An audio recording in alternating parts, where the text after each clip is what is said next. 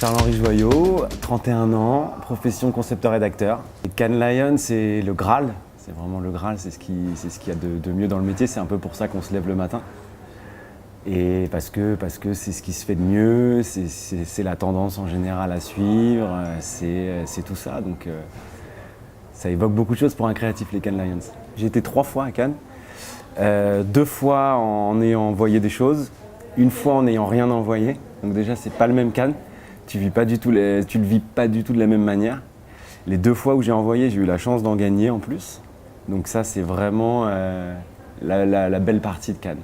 Et c'est vraiment par étapes parce que déjà tu envoies ton projet, ça c'est cool, tu es avec ton DC, tu cherches un peu les catégories, où est-ce que tu vas le mettre parce qu'il faut être assez malin.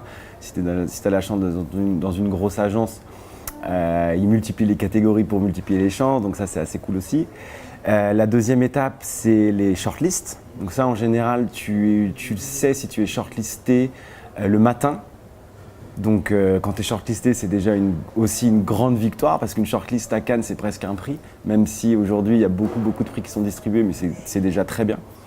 Et ensuite, en général, si tu as de la chance d'être dans une agence avec un peu d'influence et un peu de réseau, en général, tu sais si tu as gagné dans la journée. Les Lions d'Or, tu le sais. Moi, ça m'est jamais arrivé, mais je connais des mecs qui sont partis à 11h parce qu'ils avaient gagné or et on leur a dit va faire tes valises, tu pars à Cannes, ton avion est à 14h. Ça, moi, j'ai jamais connu ça, parce que j'ai pas gagné d'or. Et les projets où j'ai gagné, j'étais déjà à Cannes en touriste, entre guillemets.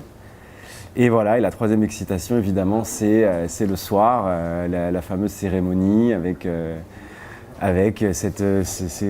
J'ai assisté qu'une seule fois, parce que ce qu'il faut savoir, c'est que tu peux aller à Cannes sans être accrédité, parce que les accréditations, c'est pas évident.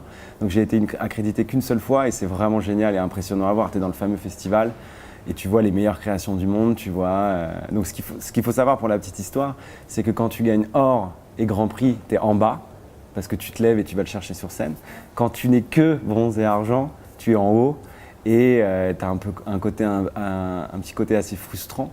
Parce qu'en fait, un bronze ou un argent à Cannes, c'est génial, à Paris, pour tes potes, ta famille, c'est super. Mais à Cannes, ça ne reste qu'un bronze et argent, à savoir une ligne sur un écran qui dure quelques secondes avec le nom de ton agence, le nom de ton projet. Mais bon, c'est génial. Et puis après, tu sors, tu fais la fête. En général, ton DC, il est heureux comme tout. Tu as le patron de l'agence qui est là. Tu finis en général dans les beaux hôtels à des belles soirées.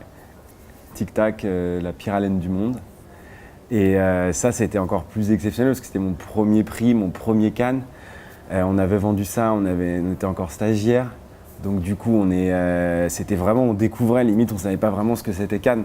Donc on a été un petit peu vraiment touriste, en ayant évidemment espoir de gagner quelque chose, mais franchement, on ne savait pas. Et puis c'était pas grave, nous on avait déjà gagné de vendre cette campagne qui avait bien marché, que ça soit envoyé à Cannes. Ensuite, on a appris que ça a été shortlisté. Et ensuite, on a appris qu'on en avait gagné 2, un argent et un bronze.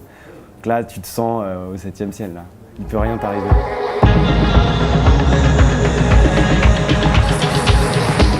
Moi, je suis Sonia Persichini, j'ai 25 ans, je suis conceptrice-rédactrice chez Hérésie.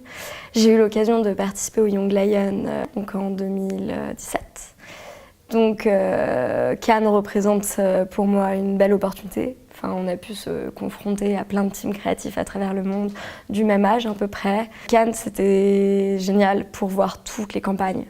Avoir accès au palais, pouvoir voir toutes les campagnes affichées, avoir accès aux conférences aussi. Et je me souviens que cette année, il y avait une campagne qui m'avait particulièrement marquée, qui est une campagne française qui est Louise Delage avec BETC. C'est une idée qui est très bien exécutée.